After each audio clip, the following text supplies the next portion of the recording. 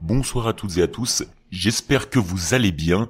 Ce soir, format un peu particulier, puisque je laisse mon micro carte blanche à un auteur. J'aimerais bien développer ce format d'entretien pour apprendre à en connaître davantage sur mon audience et sur vos particularités, vos talents. Je lance ce soir le bal des entretiens avec un film du côté de la Belgique des producteurs Deep Dreams Production. Avant de le lancer, si vous aussi vous avez un talent, une particularité, un lien avec le domaine paranormal, horrifique, même criminel, je vous invite à me contacter par mail ou sur Instagram, dans le noir pdcst@gmail.com. J'ai hâte de recevoir tout cela et encore merci pour tous ceux qui envoient des témoignages. J'en reçois des tonnes et des tonnes. J'étais un peu chargé en ces fêtes de fin d'année, vous avez dû le remarquer, mais les Creepshows vont reprendre très vite. Continuez de m'envoyer vos témoignages, écrits ou vocaux, ils passeront tous à un moment ou à un autre. Je vous souhaite une bonne soirée et je vous laisse avec Brandon et Margot. Alors bonjour à tous, je m'appelle Brandon Gotto, je suis cinéaste indépendant belge. J'ai réalisé 2 longs métrages indépendants juste avant ce projet de fan film Halloween et Margot et moi nous dirigeons notre identité de production intitulée Deep Dreams Films. Et alors notre particularité c'est que on essaie d'orienter en tout cas la plupart de nos productions vers quelque chose d'assez sinistre, d'assez sombre, assez noir. Et en tout cas on va essayer de continuer dans cette veine un peu horrifique sans être de l'horreur à la fois, mais toujours avec un monde assez gris. Et c'est vraiment notre envie avec ce contenu de production. Salut, moi c'est Margot Colarusso, je suis actrice et productrice chez Deep Dreams Film. Alors le résumé c'est pratiquement le même que l'original de 1978, à savoir un tueur psychopathe qui s'échappe d'un asile psychiatrique pour semer la terreur et répandre un tapis de corps sur le sol en revenant dans sa ville natale. Mais ce qui peut donner envie aux spectateurs qui le découvriront, c'est un fan film parmi tant d'autres, mais sans prétention bien évidemment. On avait une certaine ambition en le réalisant, que ce soit d'un point de vue technique et aussi d'une manière référentielle. Enfin, on a vraiment essayé, j'espère en tout cas, de vouloir faire le fan film Halloween ultime. Le spectateur jugera quand il le verra, mais en tout cas voilà, on l'a fait par amour et c'était vraiment l'ambition. C'est un film belge, cependant rassurez-vous, vous n'entendrez pas la réplique culte et belge une fois. Ça c'est on essaye d'éviter tous les belgicismes possibles. C'est pas une adaptation belge, clairement. C'est un vrai fan film, qu'on soit belge ou pas.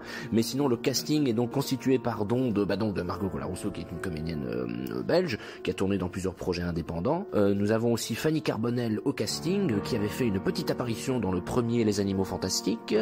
Le jeune comédien Paolo Ligas qui interprète le rôle de Tommy Doyle dans le film, donc petite référence au film original. Avec ça, un humoriste, Hilario Spampinato, qui joue le rôle de Andy, qui est donc un des amis de Laurie dans le projet, et Anthony B.I. qui interprète le rôle du tueur sanguinaire Michael Myers. Donc voilà, une petite brochette de jeunes comédiens, mais avec l'envie de bien faire. Alors pour le projet, on s'est clairement inspiré du Halloween de 1978 de John Carpenter.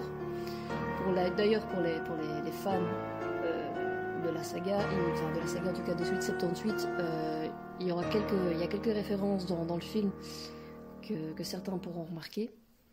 Mais évidemment, c'est pas une copie clairement du film 78, c'est une réappropriation du film à notre sauce, si on peut dire ça comme ça. C'est clairement ça, c'est une réappropriation du mythe, c'est-à-dire qu'on part avec les mêmes bases en faisant avec nos moyens, avec nos décors, avec nos comédiens. Et tout en essayant de proposer quelque chose, un certain point de vue, notamment sur les origines de Michael Myers, sans dénaturer le propos originel. Mais donc clairement, l'envie n'était pas de faire un simple copier-coller. On voulait apporter notre touche, notre style et notre vision des choses. Mais comme l'a dit Margot, c'était vraiment une réappropriation du mythe de Michael Myers. C'était une expérience intense de retranscrire cet amour à l'écran. On n'a pas pu résister à à notre amour pour la saga et notre envie de refaire un film Halloween. Ça fait des années, je crois, depuis que je suis gamin, que je faisais des films aussi, que j'essaye sans cesse de refaire un Halloween. Et puis en 2018, je la rencontre et c'est elle qui me propose, mais tiens, t'aurais pas envie de faire ça, autant surfer sur la vague du nouveau qui va sortir. Donc finalement, voilà, j'ai accepté, content d'avoir enfin trouvé une complice pour faire ça. Et donc voilà, on a réalisé un fan-film qui dure 1h10 et qui est sur YouTube d'ailleurs. Donc voilà, après évidemment, avec les défauts de l'époque, avec c'était censé se passer à Haddonfield et on voit des plaques de voitures belges, enfin tout ce genre de défauts, mais le film avait quand même fait un petit carton sur YouTube, très honnêtement, et on s'était dit tiens, ce serait cool de le refaire, mais j'avoue, contrairement à Margot, honnêtement j'étais pas chaud du tout. C'est elle qui a insisté, elle m'a dit mais oui, vas-y, t'aimes la saga, pourquoi tu veux pas le faire? J'avais dit écoute, on fait des trucs originaux, maintenant tant pis, il faut avancer, il faut arrêter de regarder dans le passé. Donc j'avoue, un peu dubitatif, on a commencé le projet, on a commencé le tournage, et finalement c'est comme un junkie qui rechute quoi. Quand c'est quelque chose qu'on aime autant, les démons refont surface. Pour tout ce qui est tension, jumpscare, etc., j'aime bien les petits jumpscares, etc., mais c'est vrai que je suis plus partisan de faire grimper la tension tout doucement. Après, encore une fois, vous allez vous dire « Ah, mais ils veulent absolument tout copier comme celui de 78 ». Non, en fait, non. Mais voilà, je trouve que les choses ont beaucoup plus d'impact, surtout dans l'horreur, quand elles sont amenées très lentement. Clairement, c'est pas du jumpscare à tout va. Je trouve qu'il y a un certain plaisir avec Michael Myers, c'est finalement, sauf dans certains films, et dans les originaux en tout cas, c'est qu'on le voit arriver. On sait qu'il est là, on le voit venir, et bizarrement c'est ça qui est effrayant, et c'est ça qu'on a essayé de refaire avec ce fan-film, c'est vraiment de construire la tension, le suspense, pour qu'il y ait un impact maximal au moment où il massacre ces jeunes dans ce quartier. Alors pour le film d'horreur préféré, évidemment c'est compliqué, évidemment Halloween est mon film d'horreur préféré, Massacre à la tronçonneuse aussi, Psychose, Conjuring, je ne sais pas, Insidious, mais c'est vrai que, bizarrement, plus je revois The Fog de Carpenter, pour moi il est vraiment représentatif de ce que j'imagine de l'horreur au cinéma en tout cas, et donc je pense qu'il est en phase de devenir mon film d'horreur préféré. Après voilà, il y en a plein d'autres, il y a Maniac, The Lighthouse, qui n'est pas vraiment un film d'horreur, mais qu'on peut le considérer comme tel, Le Locataire, Midsommar, Hérédité, enfin tous ces classiques. Je pense que c'est compliqué de définir le film d'horreur préféré. Alors mon film d'horreur préféré, c'est assez compliqué de choisir un film d'horreur préféré. Forcément le Halloween de 78 de John Carpenter. Après les Insidious me font vraiment frissonner, les Conjuring.